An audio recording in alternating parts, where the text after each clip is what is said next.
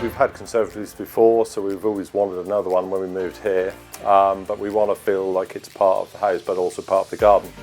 Yeah, did a lot of research actually. I wanted to be local initially, but shied away from that because the pricing was ridiculous. And then obviously went to conservatory land. The reviews I see were all really good, so they must be doing something right. Right from the start, you got a feeling that they were going to provide a good service and a good product.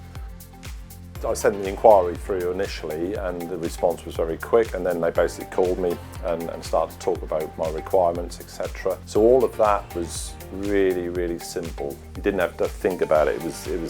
Everything was led for you and in place, so really just a simple, easy and efficient system really. The price was quite good for the fitting as well. I mean, if you choose a professional to do it, then obviously there's some comeback if there's some problems with it. The main fitter turned up, and I think there's 2 other fitters with them. They got on with the work quite quickly. Everything was done within 2 to 3 days. They were taking a lot of care to do things properly and no mess was made. They did a really good job in a very quick and efficient way, really. The point of putting the conservatory here rather on the back of the house was that it fit the gap really well. It's a really good space to use, and we just sit in there, talk, have some music, just see the garden, have the doors open. It's great.